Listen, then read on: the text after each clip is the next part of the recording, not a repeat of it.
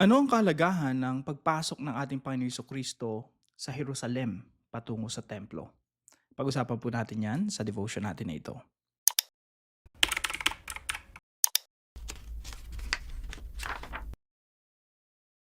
Magandang araw po sa bawat isa sa inyo. Welcome back to our 365 Daily Devotions Bible Characters Edition. Binabati ko po muna si Marilyn Angangan and George Mendoza. Maraming salamat po sa inyong mga comments and I hope yung mga devotions po natin ay beneficial sa ating pagkilala sa ating Diyos at paglalim po sa Biblia. Now, ngayon pong linggo, magkakaroon po tayo ng special devotions, no? Special series po ito para po sa ating Holy Week, Holy Week special or final week ng ating Panginoong Jesucristo.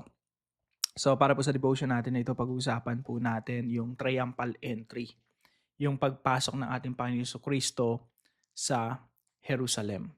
Sabi po sa Matthew chapter 21 verse 7 to 11. They brought the donkey and the colt and put on them their cloaks, and he sat on them. Most of the crowd spread their cloaks on the road, and others cut branches from the trees and spread them on the road. And the crowds that went before him and that followed him were shouting, Hosanna to the Son of David! Blessed is he who comes in the name of the Lord! Hosanna in the highest! And when he entered Jerusalem, the whole city was stirred up, saying, Who is this? And the crowd said, This is the prophet Jesus from Nazareth of Galilee. So para po ma-appreciate natin yung background po ng Matthew chapter 21, ito po ay patungkol kay Jesus na sikat na, no? Hindi na siya katulad dati na nobody knows about Jesus. This time talagang laganap na yung kanyang pangalan.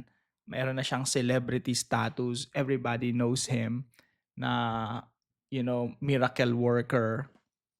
At kumbaga konting-konti na lang yung mga hindi nakakilala sa kanya. Now, sa sobrang popular ng ating Panginoon Jesucristo and na-establish talaga sa Israel during that time that he was really, indeed a prophet. So iniisip nila, this man is a powerful, popular, everybody likes him. So why not gawin natin siyang hari, no? Gawin natin siyang king of Israel. Now, during that time, wala naman kasing naging king yung Israel maliban kila Herodes. Pero sila Herodes kasi ay mga Idumeans, hindi naman sila mga Israelita. At nung naputol yung line ni David sa pagiging hari, for the longest time, hundreds and hundreds of years, wala silang king. Tapos sila, during this time, gusto magkaroon ng king na magliligtas sa kanila mula sa mga foreign powers, mga ibang bansa na sumakop sa kanila, kagaya po ng Roma. So ito po yung katuruan natin ngayong araw. Unang-una po, Israel was expecting a national savior king. Yung Israel, ina-expect nila na magkakaroon sila ng king. Yun yung concept nila ng Messiah.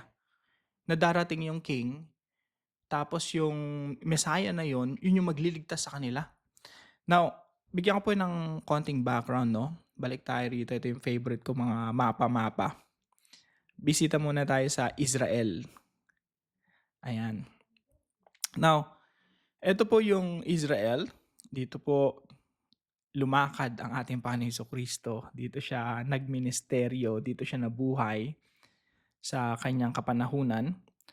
Now, para po mas maintindihan natin, yung Roman Empire po, yung pinakamalawak na naabot ng imperyo, nasakop ng imperyo, ay kasama po yan, Israel, Lebanon, Syria, Turkey, yung Europe na yan, Croatia, Spain, yan, Morocco, Tunisia, Libya, Egypt. Yung area po na yan, yan yung tinatawag na Roman Empire. Hanggang umabot pa po yan ng England. Yan, yung mga isla-isla na yan dyan sa taas sa Europe. So, during the time of Jesus, Roman Empire na po yan. No? Powerful nation, powerful empire na po yan. At yung Israel, ang tingin nila sa kanila, pinapahirapan ng mga Romano. Kaya nga po, sa time ni Jesus Christ, yung pinako siya sa krus, di ba? Sino yung leader nila doon? Mga Romano, si Pontius Pilate. So yung mga Israelita po, gusto mong lumaya na sa foreign power, sa kamay ng mga Romano. And they were expecting a military, powerful image na, magliligtas sa kanila mula doon sa pagsakop ng mga Romano sa kanila. So Israel was expecting a national savior king. Si Jesus very popular. Everybody likes him. Pag binoto natin tong hari, ito na yung hari ng Israel, no? Kaya nga si Jesus threat siya kay Herodes kasi sobrang popular ni Jesus. Now, here's the thing. Yung Diyos hindi kumikilos ng ayon sa kaparaanan ng tao. Yung mga tao kasi iniisip, temporary salvation. Pero ang iniisip ng Diyos, eternal salvation. Now, pag binisita po ninyo yung Matthew 21, no? Sumisigaw sila, Hosanna to the Son of David, blessed is he who comes in the name of the Lord, Hosanna in the highest. And when he entered Jerusalem, the whole city was stirred up. Nagkagulo doon sa buong Jerusalem. Tapos pinagkagulo, sino ba yung dumating? Eto si Jesus, no? The prophet from Galilee. So, ready na yung mga tao during that time na si Jesus gagawin nilang king. Sa susunod na mga araw, pag-uusapan natin bakit ni-reject siya ng mga tao. May ginawa si Jesus na nagsimula ng rejection sa kanya. Now, connected to that is point number 2. Number 2, God gave a crucified Savior King. Ang ina-expect nila, national Savior King, ang ibinigay ng Diyos, crucified, meek, humble, nakasakay sa asno. Hindi nga yung warrior na, puro kalasag at may espada dumating. Kundi isang tao na nakasakay sa asno. He's a humble and later on crucified. He was crucified. So God gave a crucified Savior King. Kaya yung pagpasok ni Jesus doon, totoo na to save to bring salvation. But not the salvation that Israel was, thinking during that time. So God gave a crucified Savior King. Now, what's the point? Punta po tayo sa ating pangatlong puntos. Kasi yung kingdom of God, ang mindset ng Diyos, iba sa mindset ng tao. Ang mindset ng Israel, kingdom of Israel Pero sabi ng Diyos, no, this is my kingdom, the kingdom of God. And the kingdom of God advances through the gospel of peace. Yung kingdom of God, umaabante yan sa pamamagitan ng ebanghelyo ng kapayapaan.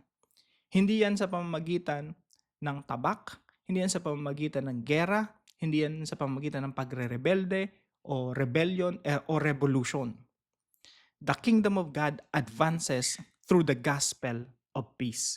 At yung kingdom of God, sasakupin talaga yung buong mundo. Not just save Israel na maliit na teritoryo during that time and temporal salvation lang. Ang thinking ng Diyos, sakupin yung buong mundo ng ebanghelyo ng kapayapaan ng ating Panginoong Jesucristo. And to bring not just temporal salvation, but to bring eternal salvation. That's the plan of God. So, bilang application po sa pinag-aaralan natin na ito at for this whole week. Number 1 po, begin this week with a meditative attitude. Simulan po natin tong linggo na ito na yung mindset natin ay, yung attitude natin ay meditative. Yung nagme-meditate, nagre-reflect, pinag-iisipan ng malalim yung mga magiging devotions natin throughout the week. Kasi po ito po yung final week ng ating Panginoong Jesucristo and you will learn a lot. You will get to know Jesus Christ more. And ito po yung Passion Week Ito yung pinaka-importanteng parte ng history ng buong sangkatauhan. So number 2 po, know Jesus more deeply through His final week. Mas kilalanin natin ang ating Panginoon Jesucristo. Isipin niyo po yung buong Old Testament is a preparation for the coming of Christ. Tapos nung dumating na, eto pa yung pinaka-climax. Jesus Christ, he lived for mga 30 hanggang 33. Tapos yung pinaka-importante niya yung na ginawa yung 3 years niya na ministry. Yung pinaka-importante doon sa 3 years niya, yun yung 1 week. Ito yung final week ng ating Panginoon Jesucristo. Kaya you will really get to know Jesus through the final week, through this final week, no, of the Lord Jesus Christ. And maging meditative yung attitude natin, yung nagre-reflect tayo, malalim nating inuunawa sino ba talagang ating Panginoong Jesucristo. So know Jesus more deeply through His final week. And number 3, appreciate the events leading to the cross. Appreciate po natin na ganito pala yung ginawa ng Panginoong Jesucristo leading to the cross. Yung cross po, yan yung pinaka-importante. Yan po ang sentro ng kasaysayan ng buong sangkatauhan. Yung cross tsaka resurrection, dalawa po na yan, pinakamalagang point in time throughout history. Wala nang mas mahalaga pa dyan. At kaya po this week po, yan po yung aalalahanin natin, no? Magme-meditate tayo, pag-aaralan natin yung final week ng ating Panginoong Jesucristo. Now, para naman po sa ating discussion, pag-usapan po natin, what is the importance of knowing that the kingdom of heaven advances not by human force, but by the gospel of peace? Gaano ka-importante na alam natin na yung kaharian ng Diyos, hindi yan kingdom of Israel, kingdom of God yan. Hindi yan temporal salvation na ine-expect ng mga Israelita during that time. This is eternal salvation. And the goal of the gospel of peace is to conquer the whole world. Saan po natin matatagpuan yung gospel of peace? Basahin ko lang po, no? Sabi po sa Ephesians chapter 6 verse 15, "And as shoes for your feet, having put on the readiness given by the gospel of peace." Yung gospel po, tinatawag na gospel of peace. Napakahalaga ng term na gospel, no? Talakayin din natin yan sa dive deeper, no? So, ang kingdom ng Diyos, ang goal talaga is to conquer the world through peace. At ayaw ng mga Israelita yan. Gusto nila rebellion, no? So, pag-usapan po natin yan mas malaliman pa sa ating mga discussion groups at para po sa ating dive deeper. What is the meaning of Hosanna? No, hindi ko na maisama dito sa devotion natin. Masyadong maikli yung time. Pero talakayin natin sa dive deeper. Ano ba yung ibig sabihin ng Hosanna? Bakit sila sumisigaw ng Hosanna? Yung pangalawang topic naman po na pag-usapan natin, the connection of triumphal entry and Psalm 118. At pangatlo po, why did Jesus say, "Do not think that I have come to bring peace to the earth. I have not come to bring peace, but a sword." Yan po yung sinabi ng ating Panginoong Jesucristo na para bang dumating ang ating Panginoong Jesucristo dito sa mundo hindi para sa kapayapaan kundi sa gera. Parang I did not come to bring peace but a sword. So pag-usapan din natin yan bakit may ganong sinabi ang ating Panginoong Jesucristo. Sige po, tayo po yung manalangin. Father God, when I read about Jesus entering Jerusalem, I realized that many people were excited about him but did not really understand him. Sometimes I may be the same. I may say, I believe in Jesus, but I don't fully understand why he came or what he did for me. Please help me not just to praise you with my words, but to truly know you in my heart. Thank you for sending Jesus not just to fix my problems, but to save me from my sin and bring me back to you. Help me follow Jesus as my true King and trust him even when I don't fully understand everything. I pray this in the mighty name of Jesus Christ. Amen and amen. Maraming salamat po kay Maria Cecilia na partner po natin sa devotion natin na ito. Pagpalain po kayo ng ating Panginoon. At kung kayo po may natutunan, ipalam nyo lang po sa comment section right below this video. And please share this devotion to your family and friends. God bless you po. See you po tomorrow 5 a.m. dito po sa ating daily devotion.